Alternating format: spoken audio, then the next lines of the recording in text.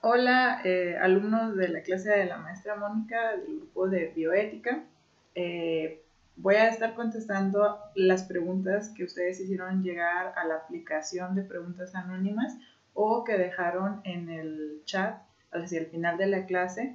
Eh, y también en este video voy a dejar al final algunos recursos en línea, la mayoría de ellos en español, para que también consulten más información con respecto a este tema. Pero lo más importante de las respuestas que les voy a dar es que no quede ninguna duda o alguna confusión sobre lo que se platicó en clase sobre el tema de la interrupción del embarazo. Algunas de las preguntas se repetían, pero las voy a sumar y espero que queden lo más claro posible. De todas formas, están los recursos que voy a dejar hacia el final del video para que ustedes los consulten. Y bueno, una de las primeras preguntas era, o en los comentarios se repetía, diferentes términos para hacer referencia a una misma acción, que es el caso del aborto clandestino o el aborto inseguro. ¿Y a qué se refiere ambos términos? Un aborto inseguro es aquella interrupción del embarazo que se da sin la supervisión médica u obstétrica para el cuidado de la persona que está solicitando esta interrupción. Este embarazo puede llevarse a cabo dentro de una casa, puede ser también dentro de una clínica, pero si no está el personal médico calificado para atender a esta persona, para cuidar y preservar su salud, estamos ante una situación de aborto inseguro. Y este aborto inseguro puede llevarse a cabo de distintas maneras, ya sea por métodos quirúrgicos o por métodos químicos o métodos físicos, eh, ya sea utilizando pastillas o utilizando algún tipo de sustancia que se ingiera o se introduzca en el cuerpo de la persona que está solicitando este procedimiento, pero en todos los casos, si no hay una persona calificada médicamente o una enfermera certificada para poder llevar a cabo este procedimiento, estamos ante una situación de, en todos los casos, de aborto clandestino y por lo tanto inseguro. Eh, y muchos mencionaban la preocupación si este tipo de, ya sea el aborto, la práctica del aborto en general o los abortos clandestinos e inseguros, tienen consecuencias físicas en la vida de quienes se los practican. Y la respuesta es que todos los abortos seguros, en casi todos los abortos que se practican de manera segura y con la atención médica adecuada, para cualquier emergencia que pudiera suceder o para cualquier eventualidad o duda durante el procedimiento, no representan ningún riesgo para la salud de la mujer que se lo está practicando.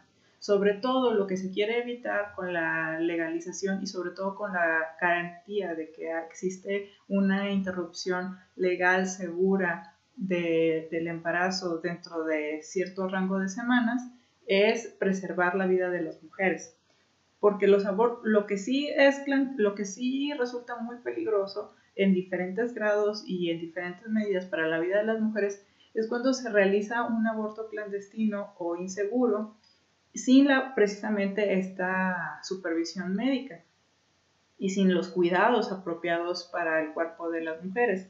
¿Cuáles son las consecuencias? Pues van desde desangramientos, pérdida excesiva de sangre, dolor abdominal muy fuerte, puede ser consecuencias físicas tanto para la vida sexual y reproductiva futura de estas mujeres o incapacidades físicas importantes, y la peor de todas y la más común, desafortunadamente por realizarse en condiciones inseguras y clandestinas, que es la muerte. Entonces, y en algunos casos, alguna de las consecuencias sí puede ser la imposibilidad futura de tener una vida sexual y reproductiva plena, pero solo si se practica en condiciones clandestinas e inseguras. Pero cuando una interrupción del embarazo se lleva a cabo en un lugar en una clínica con la supervisión adecuada, no representa un riesgo para la vida de la mujer. Luego una pregunta muy interesante y muy común en la sección de preguntas era hasta qué semana se puede realizar la interrupción del embarazo.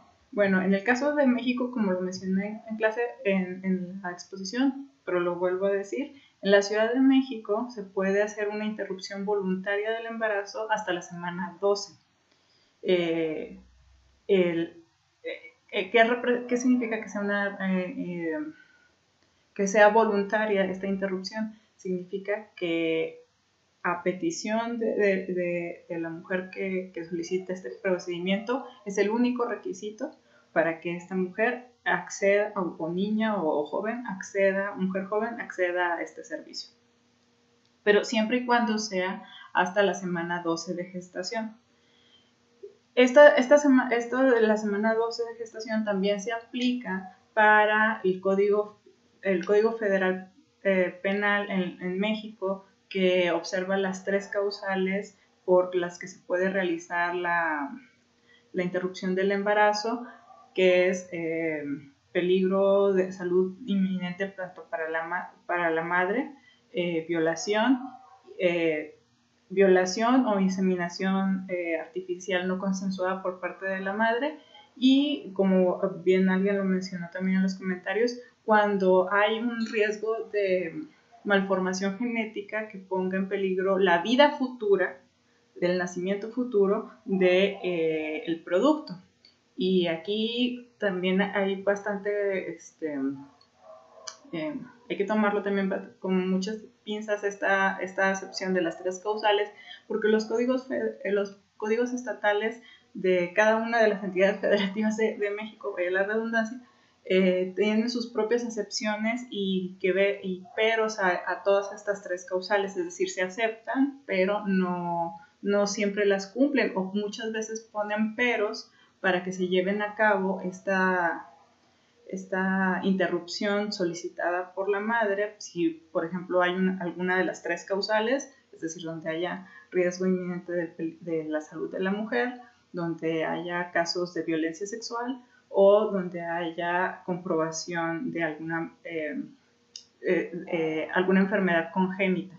Para eso, para ejemplificar un poco esa parte de la ley, aquí tengo como lo que está más cercano geográficamente a nosotros es el Estado de México.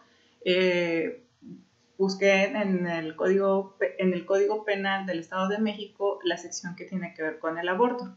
Y en su capítulo 5, que es el artículo 248 del Código, en el Estado de México dice: define primero aborto como al que provoque la muerte del producto de la concepción en cualquier momento del embarazo intrauterino. Esto es bastante importante porque eso quiere decir que aún habiendo las 12 semanas que, por ejemplo, en otros estados o en la Ciudad de México se permite para esta interrupción, en el Estado de México está completamente prohibido. No importa si sea la semana 3 o la semana 4 o la semana 8, no es posible. Y luego están las penas de prisión, porque este es el Código Penal, es decir, es un crimen en el Estado de México. Dice de 3 a 8 años de prisión y 50 a 400 días de multa si se obra sin el consentimiento de una mujer embarazada. Es decir, alguien está embarazada, pero alguien me somete a un aborto aún yo queriendo estar embarazada. De 1 a 5 años de prisión si se obra con el consentimiento de la mujer. Es decir, yo, Aurora, quiero solicitar una interrupción del embarazo, por decir, en la semana 4, pero si alguien me puede denunciar a mí por eso, por haber solicitado practicar ese aborto, yo puedo estar de 1 a 5 años en prisión, aun cuando yo lo haya solicitado. Y de 3 a 8 años de prisión si se emplea violencia física o moral para convencer a la persona de que se practique un aborto. Pero este capítulo, esta sección es sumamente importante porque sigue dando a entender que las mujeres no tienen el derecho de decidir por su cuenta si quieren o no decidir de tener un aborto, como si alguien me obligara a mí a decir aborta, aborta, aborta. También en este capítulo se especifica, dice, si el aborto lo causara un médico cirujano o partera, además de las sanciones que le corresponden en el anterior artículo, se le suspenderá de 3 a 6 años el ejercicio de su profesión y en caso de reincidencia la suspensión será de 20 años. Y este también es un artículo interesante, dice, a la mujer que diere muerte al producto de su propia concepción o consintiere en que otro se la diere, se le impondrá de 1 a 3 años de prisión. Es decir, el delito principal recae sobre el cuerpo de las mujeres y si lo hiciere para ocultar su deshonra, se impondrá de 6 meses a 2 años de prisión, lo cual aquí es bastante vaga la ley, porque ¿a qué se refiere con la deshonra? Es decir, porque es un producto de un embarazo no deseado antes del matrimonio o...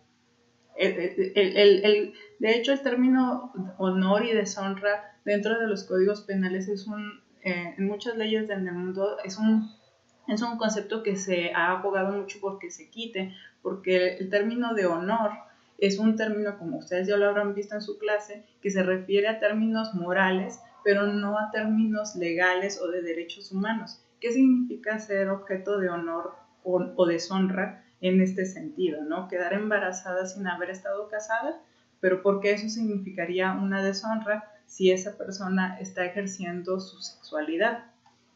¿Y por qué eso implica que tiene menos años de prisión que alguien que a lo mejor sí está casado? Un dato interesante a nivel mundial es que de 10 embarazos de 10 abortos que se practican en el mundo, 6 de estos abortos, de 10 abortos que se practican a nivel mundial por 10 mujeres, 6 de ellas son mujeres que ya tienen hijos. Es decir, incluso las mujeres que ya tienen familia buscan este método para controlar su natalidad. Y eso no tiene nada de honroso o deshonroso en sí mismo. Bueno, entonces con respecto a lo de las semanas, dato comparativo, en México, en la Ciudad de México puede ser hasta las 12 semanas, en Alemania 14, en Dinamarca 12, pero en el caso de menores de edad es preciso que haya un consentimiento o una autorización por parte de los padres del menor, de la menor en este caso. En Nueva Zelanda, como lo mencionaba, no son 24, son 20 semanas. Y en Japón, que es muy interesante, el aborto solamente es permitido en casos de violación y con autorización del esposo. Es decir, aquí esto es muy interesante porque la ley en Japón sobre el control de natalidad prevé que las mujeres si piden un aborto o tienen un embarazo no deseado es por violación, no porque ellas decidan en cualquier punto de su vida reproductiva que no quieren tener hijos, o si ya están casadas y si están casadas no pueden decidir por su cuenta y tienen que tener la autorización del esposo. Entonces, asumiendo también que todas las mujeres están casadas y que tienen esposos o que están en una relación heteronormada. Entonces, esas son como las leyes del aborto en el mundo. Todas tienen o ponen algunas restricciones al ejercicio pleno del derecho de decidir de las mujeres y sus cuerpos. Y bueno, y también es importante notar que donde más existen muertes por el ejercicio de abortos no seguros o clandestinos, son aquellos países donde hay más restricciones culturales y legales al acceso de anticonceptivos. Sí, una de las preguntas que sus compañeras me hicieron es ¿qué necesitamos en México para mejorar nuestro acceso a los derechos sexuales y reproductivos, como en otros países donde hay tasas aún siendo el aborto, como en Holanda, que es voluntario hasta la semana 12, sin ninguna restricción, las tasas de aborto son muy bajas, sí, pero también el acceso a la educación sexual, al bienestar social y a los servicios de salud o a la información sobre anticonceptivos también está más libre de prejuicios. Entonces hay una correlación entre el acceso a la información, el acceso a la educación sexual científica y también la legalización de una opción que también tiene que ver con el preservar el bienestar en este caso, de las mujeres. Y bueno, otra cosa, ¿qué pasa entonces si no hacemos eso? Una de las preguntas que decía era cuál era la relación entre el machismo y la penalización del aborto. Pues penalizar así como en este caso en la ley del Estado de México, que es una ley que se replica en los otros estados, penalizar el aborto es una forma de discriminación basada en el género, porque si vamos a la raíz de esto, quien solicita un aborto es, en la mayoría de los casos, si no siempre, las mujeres que están embarazadas, porque en ellas está la carga no solamente física, sino también social y emocional y económica de dar cuidado a un producto consecuencia de un embarazo no deseado. Pero ¿qué pasa antes de eso? Es decir, cuando se lleva a cabo el embarazo no deseado, la pregunta moral podría ser ahí es ¿quiénes son los responsables del embarazo no deseado? Y pues para embarazarse, como en el tango, se necesitan dos personas. ¿Cuál es el papel, por ejemplo, ahí de los hombres? Que se les ha insistido mucho sobre no solamente el ejercicio de las paternidades responsables, sino también el ejercicio de una salud sexual y reproductiva igualmente responsable. Los métodos anticonceptivos no solamente es esta larga lista de métodos químicos, mecánicos, de barrera y permanentes para las mujeres, sino también hay por lo menos 2 métodos anticonceptivos, uno permanente y otro de barrera, para también los hombres que están involucrados no solamente afectivamente, sino también sexoafectivamente con otra persona. Entonces, y bueno, la cuestión sobre entonces si es un derecho o un delito, pues si nos movemos solamente unos kilómetros de la Ciudad de México, en el Estado de México claramente es un delito, mientras que aquí en la Ciudad de México es un derecho de salud pública, el aborto. Y bueno, y también un poco también estaba mucho la pregunta sobre por qué si habiendo tantos métodos anticonceptivos, por qué las mujeres recurren a la práctica del aborto y si el aborto es o no un método anticonceptivo. Para empezar, el aborto no es un método anticonceptivo porque de hecho ya hay un embarazo. O sea, todos los métodos anticonceptivos, sean mecánicos, de barrera, permanentes o químicos, son justamente para prevenir la concepción. Incluso la pastilla de emergencia, la famosa post-day, que se puede tomar cuando los métodos de barrera fallaron, cuando hubo un encuentro sexual donde no hubo la prevención antes de, o por ejemplo, hubo alguna falla en el uso del método anticonceptivo normal, o usual más bien, no normal.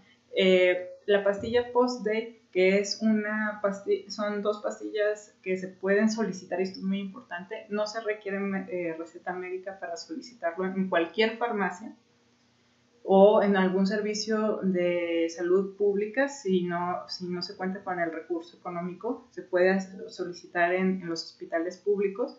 La pastilla de anticoncepción de emergencia no es una pastilla abortiva, como se le ha querido mencionar, sino es una pastilla anticonceptiva de emergencia donde hay una concentración muy alta de estrógeno que precisamente evita que la fecundación se lleve a cabo.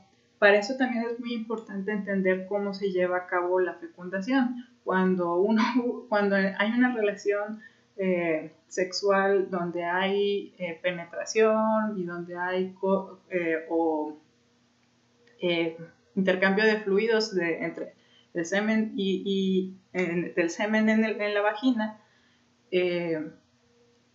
y hay eyaculación y puede haber algún tipo de fecundación, esta no se da al segundo de la eyaculación, sino que es un proceso de por lo menos 2 días, y por eso es muy importante que una vez que hubo la relación sexual y se sospecha que el método anticonceptivo no funcionó o no hubo un método anticonceptivo para prevenir el embarazo, en este caso el embarazo no deseado, es muy importante tomar la pastilla de emergencia, que es una pastilla anticonceptiva para evitar este proceso, hasta las 72 horas después de haber llevado a cabo la relación sexual.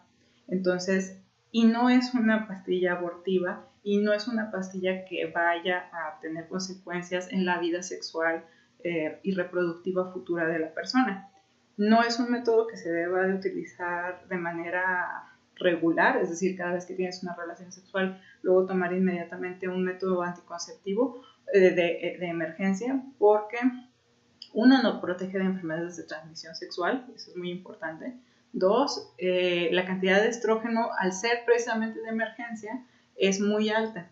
En todo caso, lo que se debería de hacer es, una vez que ya se utilizó una vez este método, ir a un servicio de salud pública donde entonces nos recomienden, dependiendo de nuestras condiciones físicas, emocionales, nuestro estilo de vida, nuestra proyección de vida, qué tipo de anticonceptivo es el más apropiado para cada uno de nosotros.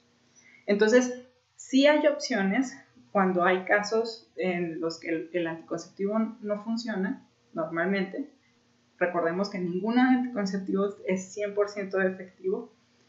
La abstinencia es una práctica individual y respetable, pero no es, en sí mismo tampoco no es un método anticonceptivo. Y entonces, sabiendo esto, que todos son entre el 80 y el 90% de eficacia para prevenir embarazos no deseados, aún así la interrupción del embarazo de manera legal, gratuita y segura debe de ser asegurada por el Estado para que precisamente podamos tomar decisiones sobre las mejores decisiones para nuestra vida y para el control de nuestros cuerpos. Y alguien decía, bueno, pero entonces, ¿por qué pagar por una interrupción del embarazo y no comprar anticonceptivos? Esto tiene que ver con una serie de decisiones y condiciones en las que se da el embarazo no deseado, no solamente en infancias y adolescentes, sino a lo largo de toda la vida. Y sobre esta cuestión, por ejemplo, cuánto cuesta un aborto, si es mejor pagar un aborto o comprar anticonceptivos, si uno va a empezar a hacerse responsable de su vida sexual y reproductiva, es fundamental tomar en cuenta que los métodos anticonceptivos, algunos tienen un valor, algunos no están asegurados de manera gratuita por el Estado, pero sí hay métodos anticonceptivos asegurados por el Estado, que van desde las pastillas, en el caso de las mujeres, o también los condones femeninos, o los condones masculinos, o la vasectomía. Hay campañas de anticoncepción gratuitas por los hospitales públicos aquí en México, donde de manera gratuita, particularmente a los hombres, se les ofrece hacer, si ellos ya tomaron la decisión de que no quieren tener hijos, pero quieren tener una vida sexual activa, pueden ir a su centro de salud y practicarse una vasectomía y no pasa nada. Y eso es actuar de manera responsable en la procuración de su vida, de su plan de vida. Entonces, no todos los métodos anticonceptivos tienen que ser costosos, no lo son. Si hacemos valer nuestros derechos sexuales y reproductivos en los hospitales públicos, el Estado mexicano lo garantiza, y también aquí en la Ciudad de México garantiza el Estado que la interrupción legal del embarazo sea gratuita. Y esa es una de las demandas de los colectivos y de los derechos de las asociaciones de defensa de los derechos humanos, de que la interrupción legal del embarazo no tiene que ser un castigo económico para las mujeres que lo solicitan. Y aquí en México, en la Ciudad de México, se garantiza que sea gratuito. Sí hay clínicas particulares que ofrecen sus servicios no solamente de interrupción del embarazo, sino de ginecología, de obstetricia y de anticoncepción por un precio, pero eso es ya a discreción de la persona que va a solicitar este servicio. De hecho, aquí en la Ciudad de México hay 13 clínicas, 13 hospitales, no clínicas, donde se da este servicio de manera gratuita. Y 7 de esas clínicas son los hospitales materno-infantil de la Ciudad de México, que son del estado, y donde incluso si es el caso que personas menores de edad quieren solicitar una interrupción del embarazo, esos son los hospitales donde deben de acudir. Y si están dentro de las dos, aquí sí la única restricción importante es el tiempo. Si están dentro de las 12 semanas de gestación, es importante que vayan y soliciten este servicio. Entonces, es gratuito. Ese es el punto que quería decir. O sea, este juicio o este prejuicio más bien que muchas veces hacemos a las personas que solicitan una interrupción del embarazo, alegando de que, ay, ¿por qué vas a pagar por un aborto cuando pudiste haber pagado por anticonceptivos? Las condiciones económicas para solicitar estos servicios desafortunadamente sigue siendo un tabú, como alguien lo mencionaba en los comentarios, por distintas razones, y otra vez tiene que ver con discriminación basada en el género, estereotipos de género, prejuicios societales que van desde temas de sexualidad, de reproducción, de la familia, cuál es el rol de los hombres y las mujeres en una sociedad patriarcal como la de México. Muchas veces esos prejuicios, que no solamente empiezan en la adolescencia, sino que a veces se extienden hasta toda la vida de las personas, incluyendo la vida adulta, les impiden no solamente hablar de estos temas, sino también acudir a los centros de salud para informarse o para, cuando tienen algún incidente, pedir ayuda. Entonces, no es tan sencillo decir, ¿por qué habiendo opciones, esta persona en particular no la tomó y ahora está solicitando este otro servicio? Entonces, pero es importante saber que tenemos derechos y que y que el Estado, por lo menos aquí en la Ciudad de México, garantiza el ejercicio de sus derechos de manera segura y gratuita. Y bueno, y si aún así todavía tenemos dudas y miedos sobre cómo acercarnos a estos servicios, particularmente si estamos en una condición de vulnerabilidad, como es el caso de ser menores de edad, o estamos en alguna situación de riesgo en la comunidad en la que nos encontramos, existen asociaciones a las que nos podemos acercar, asociaciones civiles que nos permiten no solamente asesorarnos y exponer nuestras dudas sobre la situación particular en la que estamos viviendo con respecto al tema de la interrupción, sino que también ofrecen acompañamiento.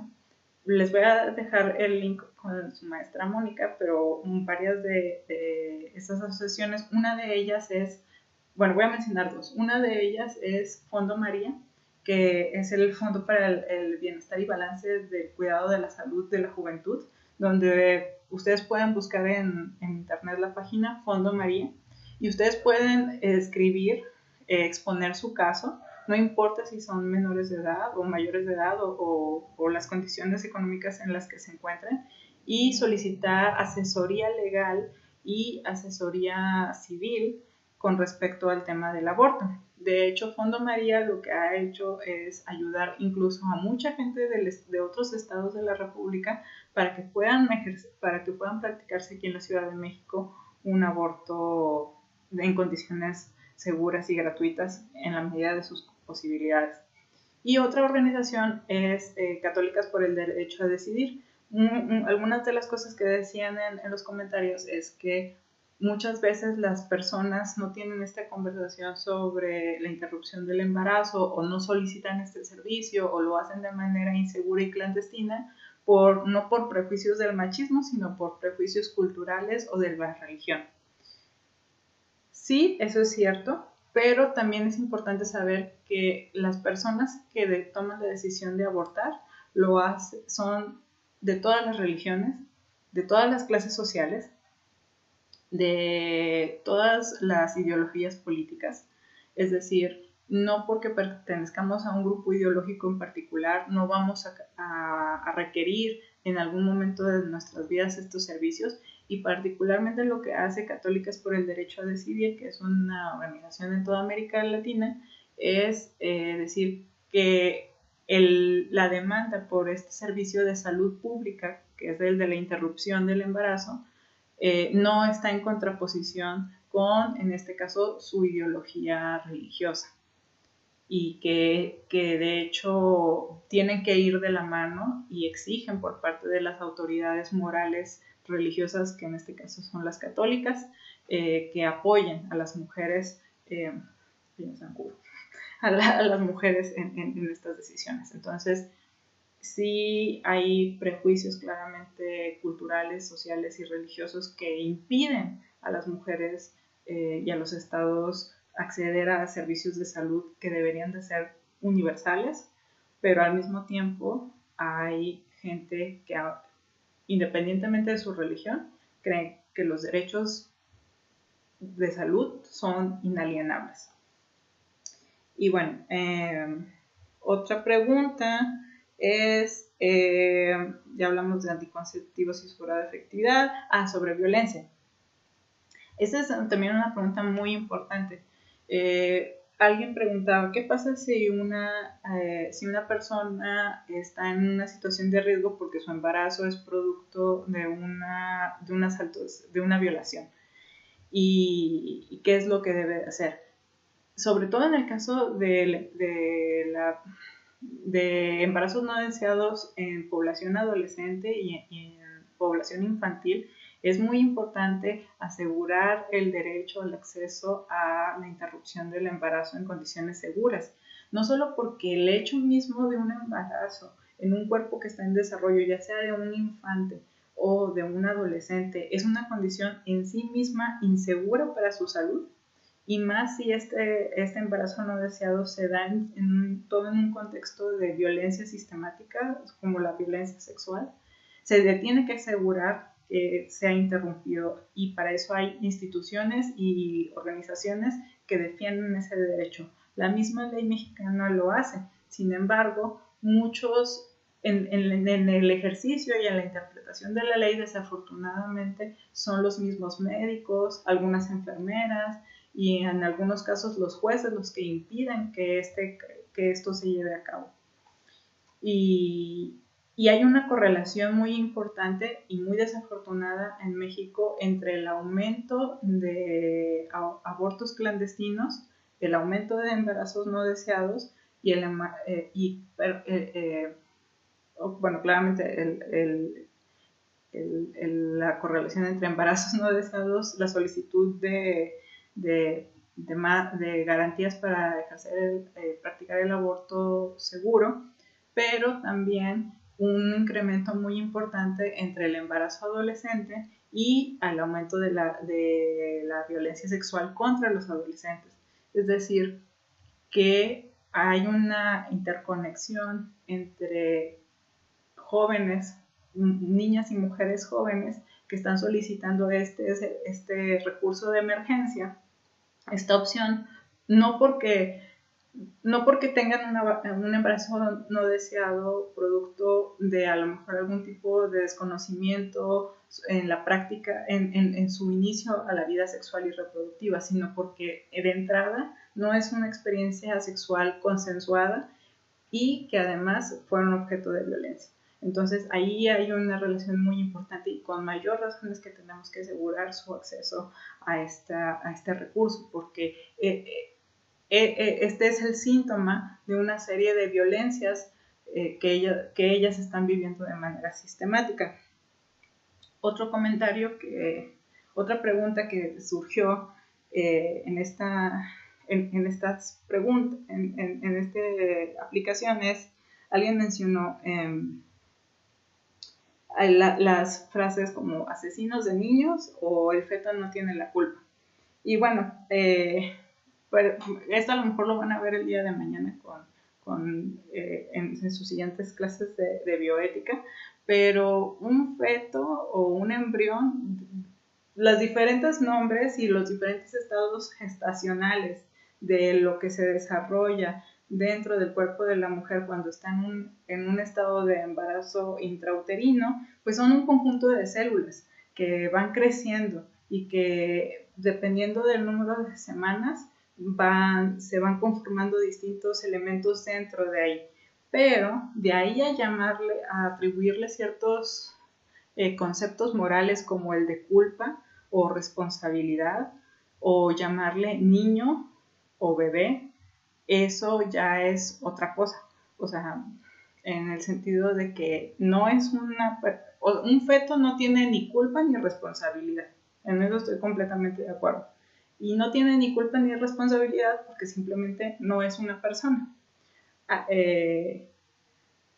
No es un niño, no es un objeto de derechos. Y esto no lo es hasta el momento en el que nace. Ahí sí, una vez que nace, después de 9 meses, 8 meses, 7 meses, cuando ya sale a la luz literalmente, entonces ahí se convierte en una persona que se le humaniza y entonces es objeto de todos los derechos y garantías precisamente de los que hemos estado hablando.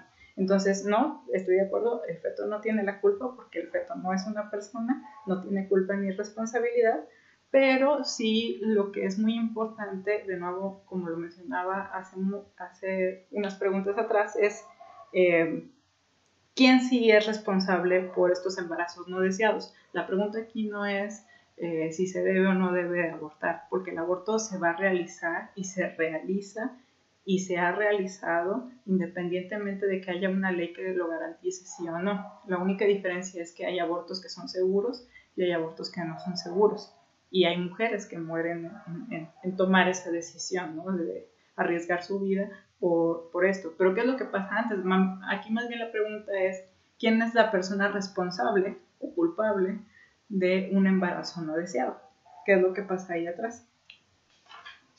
Y bueno, yo ya un poco para terminar, está la decisión, alguien decía, bueno, ¿por qué abortar? ¿Por qué abortar si se puede entonces dar en adopción? Y esta es una, claro, es una opción que las personas que están, que se encuentran ante la situación de un embarazo no deseado, deben de tenerla. Debe de ser así. O puedo solicitar una interrupción legal de mi embarazo o puedo continuar con este embarazo hasta el final y eventualmente dar en un servicio de adopción este producto, ¿no? No deseo ser madre.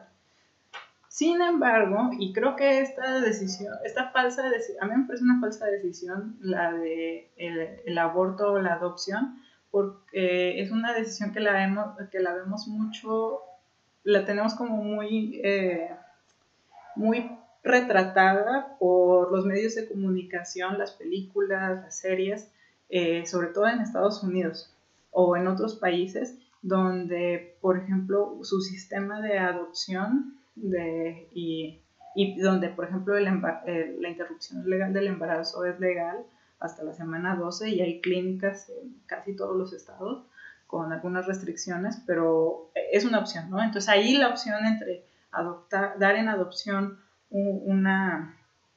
el producto de un embarazo no deseado o abortar es una opción real. Pero aquí en México, el sistema de adopción no es como lo pintan en las películas en Estados Unidos, no es como, si tú escoges la familia con la que se va a quedar, o hay muchas familias que no pueden tener hijos y entonces decidan adoptar un bebé y entonces tú puedes ver cómo ese niño crece, pero tú desarrollas tu vida. Aquí en México no es así. El sistema de adopciones es un sistema muy complicado, muy burocrático.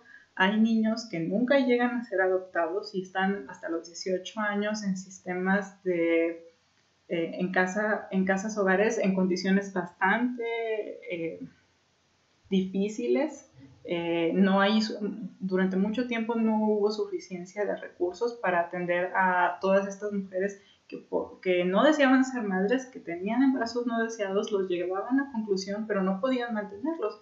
Incluso hay familias que, aún teniendo sus hijos, los daban en adopción cuando estos niños ya eran grandes. Y también hay un prejuicio sobre la adopción aquí en México, donde las familias, sobre todo las heteronormadas, no quieren adoptar un hijo, un niño o una niña cuando ya tiene 4, 5 o 18 años, sino que quieren bebés por prejuicios. Entonces, el sistema de adopciones aquí en México es complicado, es burocrático y es más difícil para los niños una vez que nacen. Eso por un lado. Y por otro, el hecho mismo de obligar a una mujer o a una niña o un adolescente a llevar en su cuerpo un proceso como es un embarazo durante 9 meses en contra de su voluntad es una huella, es un trauma para su cuerpo y su psique y sus emociones y su vida económica y social muy fuerte. Y de hecho es una violación de los derechos humanos. Recuerdan que de las primeras cosas que vimos en la clase eran los videos sobre nadie puede obligarte a tener un proceso reproductivo sexual en contra de tus deseos. Y si yo, desde el momento en que sé, en que estoy embarazada y eso no está en mis planes, eso no es mi deseo, no puedo consentir que mi cuerpo pase eso por las razones que sean.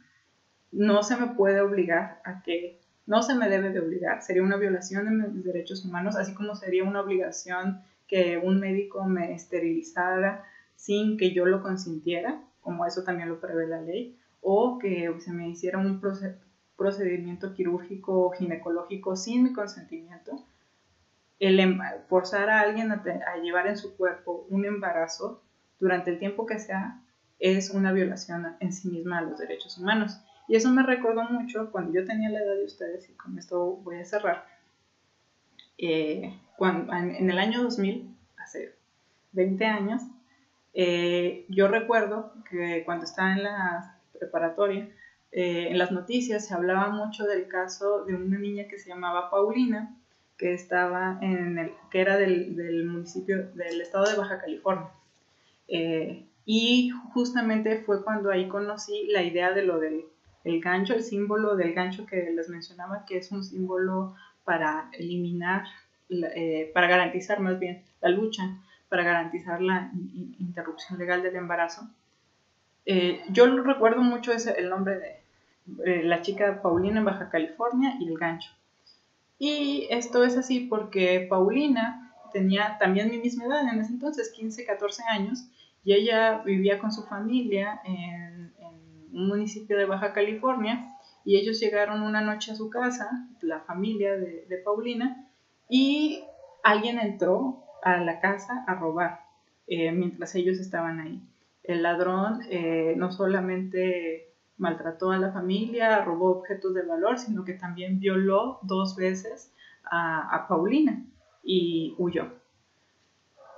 Paulina quedó embarazada producto de esa violación de ese asaltante, el cual nunca fue detenido, nunca fue atrapado.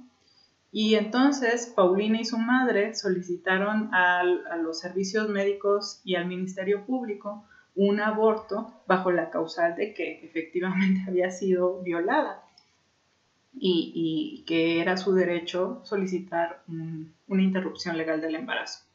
El Ministerio Público le dio bastante largas al caso, la remitieron a una clínica en Mexicali, pero una vez estando en la clínica en Mexicali, personal médico y de enfermería se mostraron negligentes, mandaron llamar a los servicios del DIF estatal,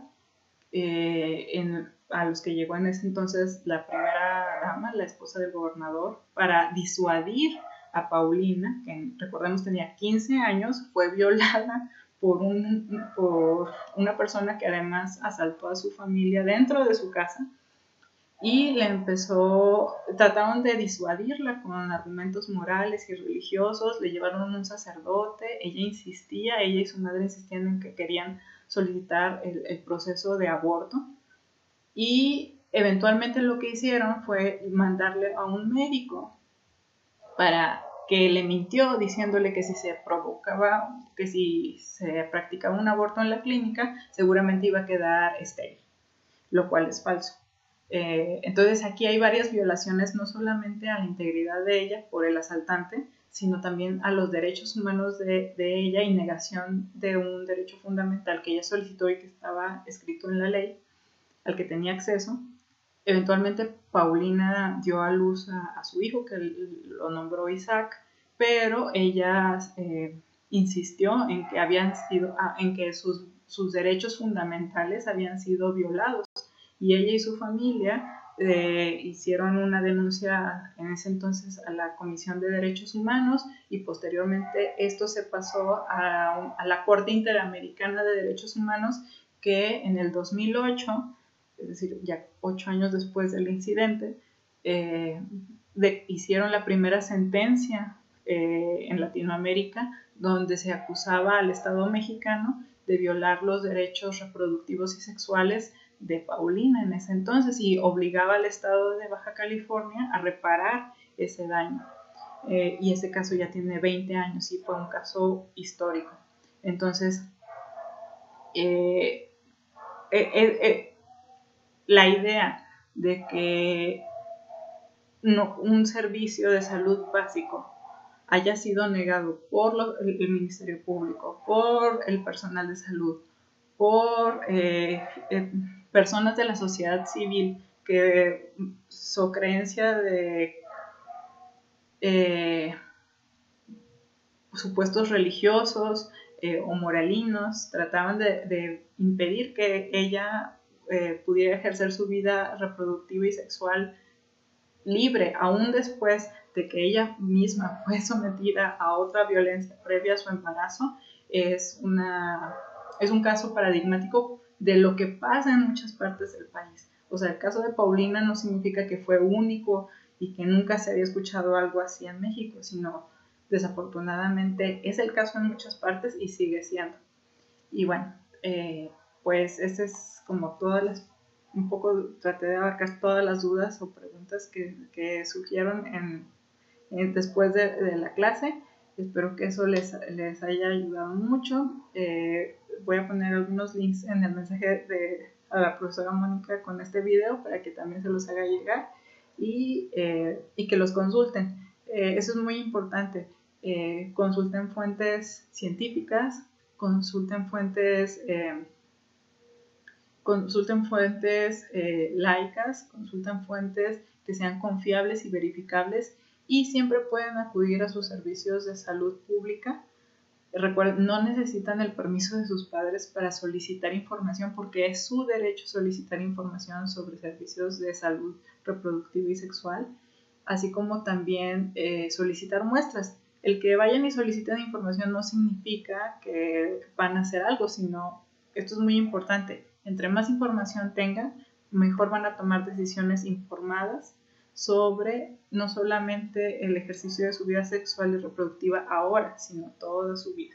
Es un aprendizaje que se extiende toda su vida. Y bueno, espero, cuídense mucho. Saludos.